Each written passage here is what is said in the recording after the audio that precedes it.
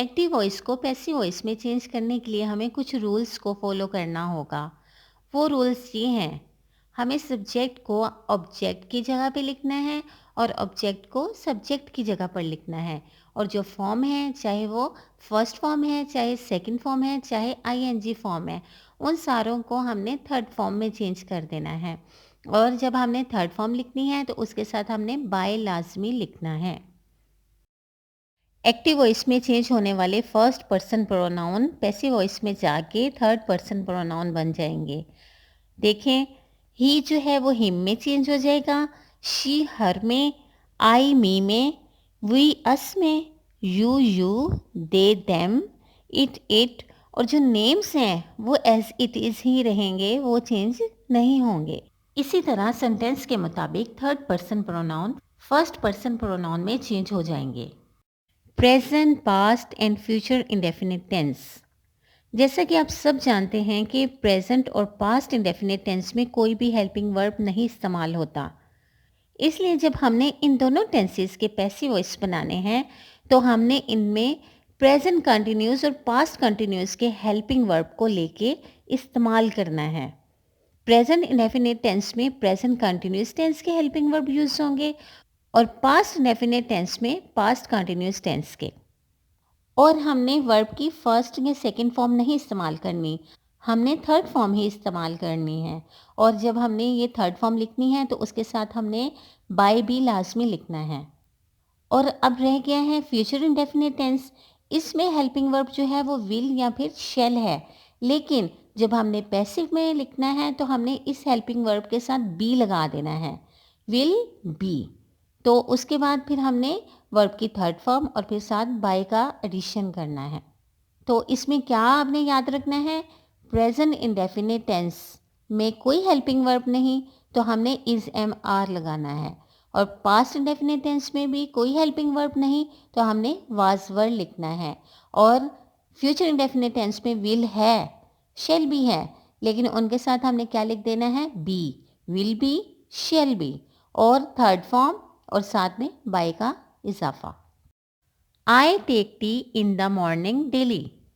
आई me में change हो जाएगा, टेक टेकन में यानी थर्ड फॉर्म में, और जो टी है वो हमारा सब्जेक्ट बन जाएगा। तो ये सेंटेंस हमारा पैसिव में कैसे चेंज होगा, the T is taken by me in the morning daily. You always assist me in every possible way. I am always assisted by you in every possible way. इसमें you subject था जो passive में जाके object बन गया, और जो मी था वो आई में चेंज हो गया, और एम हमने आई के अकॉर्डिंग हेल्पिंग वर्ब इस्तेमाल किया। Do they reply to our letters, are our letters replied by them. इसमें जो डू इस्तेमाल हुआ है तो इसका मतलब है ये इंट्रोगेटिव सेंटेंस है, और जब हमने इसको पैसिव में चेंज करना है तो वो हमारा हेल्पिंग वर्ब आ जाएगा जो कि होगा आर, लेटर्स के अकॉर्डिंग। तो फिर हमने आर को स्टार्ट में लिख देना है ताकि ये इंट्रोगेटिव बन जाए। फिर हम डू का यूज़ नहीं करेंगे क्योंकि हेल्पिंग वर्ब हमारा है। Does he cheat Ali, is Ali cheated by him. Your teachers do not guide you in studies, you are not guided by your teachers in studies. She does not make troubles in the class. Troubles are not made by her in the class. यानी जब do not आएगा तो हमने उसको किस में change करना है, आर नॉट, इज़ नॉट या फिर एम नॉट में, क्योंकि हमारा हेल्पिंग वर्ब इसमें इस्तेमाल होगा। जब हम इसको पैसिव में चेंज करेंगे तो हमने फिर पैसिव में चेंज करते हुए डू या डस नहीं यूज़ करना, हमने हेल्पिंग वर्ब के साथ नॉट लगाना है जो कि इज़, एम और आर हैं। अब देखें कि पास्ट इंडेफिनिट टेंस को हमने पैसिव में कैसे चेंज किया। He deposited money in the bank. He जो है वो सब्जेक्ट है और वो हिम में चेंज हो गया, और मनी जो था वो ऑब्जेक्ट था, वो सब्जेक्ट बन गया, और वर्ब की थर्ड फॉर्म इस्तेमाल होगी। लेकिन इसमें हमने कौन सा हेल्पिंग वर्ब यूज़ करना है, वाज या फिर वर। तो मनी के अकॉर्डिंग हमने वाज यूज़ किया, the money was deposited by him in the bank. इसी तरह नेक्स्ट देखें, you sold mangoes in the market. Mangoes were sold by you in the market. Did they pressed out oil from certain seeds? Was the oil pressed out by them from certain seeds?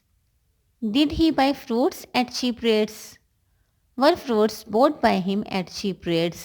अब देखेंगे interrogative sentences में जो active voice हैं उनमें did use हुआ है क्योंकि ये पास्ट इंडेफिनिट के हैं।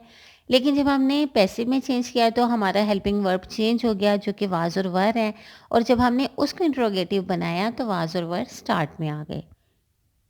अब नेगेटिव को कैसे बनाएंगे? She did not buy a second hand car. A second hand car was not bought by her. They did not completed their work till noon. Their work was not completed by them till noon. Simple did not की जगह हम कौन सा helping verb use करेंगे? Was और वर। तो फिर उनके साथ हम नॉट लगा देंगे तो हमारा सेंटेंस नेगेटिव हो जाएगा। अब फ्यूचर इंडेफिनिट टेंस को हमने पैसिव में कैसे चेंज करना है ये देखिए। He will do exercise daily. Exercise will be done by him daily. He किस में चेंज हुआ? हिम में। एक्सरसाइज सब्जेक्ट बन गया और do first form third form में चेंज हो गई, डन हो गया। लेकिन विल जो हेल्पिंग वर्ब था उसके साथ हमने बी लगाया तो ये क्या बन गया? Will be. जब भी हम फ्यूचर इंडेफिनिट टेंस को पैसिव में चेंज करेंगे तो उसका हेल्पिंग वर्ब विल से विल बी या फिर शैल भी बन जाएगा। I shall water the plants. The plants will be watered by me. Will this man deceive everybody? Will everybody be deceived by this man? इसमें हेल्पिंग वर्ब जो है वो विल ऑलरेडी यूज़ हो रहा है, इसलिए हमने विल को स्टार्ट में लिख दिया तो हमारा सेंटेंस इंट्रोगेटिव हो गया। लेकिन जो बी है वो सब्जेक्ट के बाद आएगा। Shall I collect the postage stamps? Will the postage stamps be collected by me? First sentence में आई के साथ शेल यूज़ हुआ है, लेकिन यहाँ पे पोस्टेज स्टैम्प्स की बात हो रही है इसलिए इनके साथ विल यूज़ होगा। Akbar will not harvest the wheat. The wheat will not be harvested by Akbar. Future indefinite में जब हम सेंटेंस को नेगेटिव बनाते हैं तो हम विल नॉट यूज़ करते हैं या शेल नॉट, लेकिन जब हम इसको पैसिव में चेंज करेंगे तो फिर क्या होगा? विल नॉट बी या फिर shall not be. She will not tell a lie. A lie will not be lied by her. Present, past and future perfect. इनको हमने कैसे पैसिव में बदलना है तो आइए देखते हैं। प्रेजेंट परफेक्ट टेंस में हैज़ और हैव हेल्पिंग वर्ब इस्तेमाल होता है, इसलिए जब हम इसको पैसिव में चेंज करेंगे तो फिर वो क्या बन जाएगा? हैज़ बीन या फिर हैव बीन, और वर्ब की थर्ड फॉर्म ही रहेगी और उसके साथ हम बाय लगाएंगे। इसी तरह पास्ट परफेक्ट टेंस में हैड यूज़ होता है तो हैड के साथ बीन आ जाएगा और वर्ब की थर्ड फॉर्म और उसके साथ बाय। और फ्यूचर परफेक्ट टेंस में विल हैव के साथ हम बीन लगाएंगे और वर्ब की थर्ड फॉर्म और साथ में बाय। इसमें आपने बस ये पॉइंट्स याद रखने हैं कि जब भी हमने परफेक्ट टेंसेस को पैसिव में चेंज करना है तो हमने सिर्फ बीन का एडिशन करना है और थर्ड फॉर्म तो ऑलरेडी ही यूज़ हो रही है, तो क्या होगा? Has been, have been, had been, will have been या शेल हैव बीन। सिंपल। अब आप प्रेजेंट परफेक्ट टेंस की एग्जांपल्स देखें। The students has raised slogans. Slogans has been raised by the students. Students object की जगह आ गया और slogan subject की जगह, और हैज़ के साथ हमने किसका एडिशन किया? बीन का, और third form as it is ही रही। I have received your letter. Your letter have been received by me.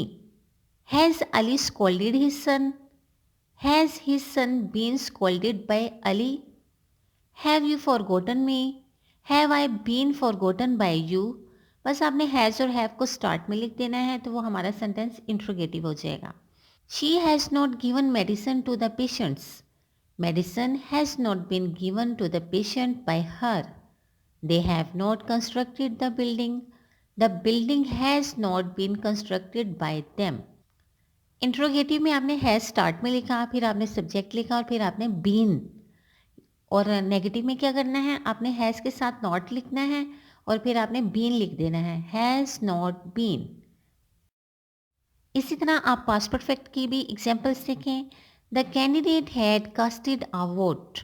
A vote had been casted by the candidate. Rules वही हैं सारे, सब्जेक्ट ऑब्जेक्ट और वर्ब के, और साथ में जो बाई लिखना है उसके भी, लेकिन बस क्या हुआ है, हेल्पिंग वर्ब जो है वो चेंज हुआ है, हैड की जगह हैड बीन इस्तेमाल हुआ है। He had oil the machine had been oiled by him. Had he caged the lion already? Had the lion been caged by him already? बस इसमें आपने had को स्टार्ट में लिख देना है और been जो है वो सब्जेक्ट के बाद आएगा। Had you dismissed the employee? Had the employee been dismissed by you? I had not ordered the waiter to bring meal. The waiter had not been ordered by me to bring meal. Had के साथ आपने not लिखा जब आपने past perfect tense बनाया, लेकिन जब आपने इसको पैसिव में चेंज करना है तो आपने हैड नॉट बीन लिखना है। They had not confessed their crime had not been confessed by them. Future perfect tense, she will have ironing the clothes will have been ironing by her.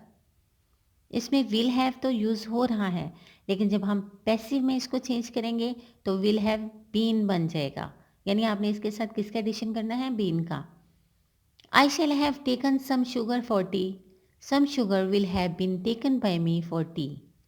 Will they have acted upon my advice, will my advice have been acted upon by them. इसमें आपने सिर्फ will को start में लिखना है और have been जो है वो सब्जेक्ट के बाद आएगा। Shall we have visited the garden? Will the garden have been visited by us? जब आप स्टार्ट में will या shall लिखेंगे तो फिर आपका सेंटेंस जो है वो इंट्रोगेटिव हो जाएगा। और उसको नेगेटिव कैसे बनाना है, She will not have finding his purse will not have been found by her, will not have been लिखना है तो आपका सेंटेंस जो है वो नेगेटिव हो जाएगा। जब आपने फ्यूचर परफेक्ट टेंस को नेगेटिव बनाना होता है तो आप विल नॉट हैव लगाते हैं, लेकिन पैसिव में आप कैसे लिखेंगे, will not have been, will के बाद नॉट आएगा। They will not have constructed the building will not have been constructed by them. Present, past and future continuous, इनको कैसे पैसिव में चेंज करना है, let's see. Present continuous tense में जो इज, एम और आर है उसके साथ आपने बीइंग का एडिशन करना है, तो ये क्या बन जाएगा, इज बीइंग, एम बीइंग या फिर आर बीइंग, और उसके साथ थर्ड फॉर्म। हालांकि प्रेजेंट कंटिन्यूस टेंस में जो है वो आईएनजी फॉर्म यूज़ होती है, लेकिन पैसिव में वो फॉर्म भी थर्ड फॉर्म में चेंज हो जाएगी। इसी तरह पास्ट कंटिन्यूस टेंस में वाज और वर के साथ बीइंग लगेगा और फिर आईएनजी फॉर्म भी थर्ड फॉर्म में चेंज हो जाएगी। और जो फ्यूचर कंटिन्यूस टेंस है उसको हम पैसिव में चेंज नहीं करते। बस आपने याद रखना है कि जो फ्यूचर कंटिन्यूस टेंस है उसका पैसिव वॉइस नहीं बनता। प्रेजेंट कंटिन्यूस की examples, mister Eason is managing his firm is being managed by mister Eason. इसके साथ क्या आ गया, बीइंग और third form. My father is not liking the fish is not being liked by my father. Are they collecting many species of butterflies? Are many species of butterflies being collected by them?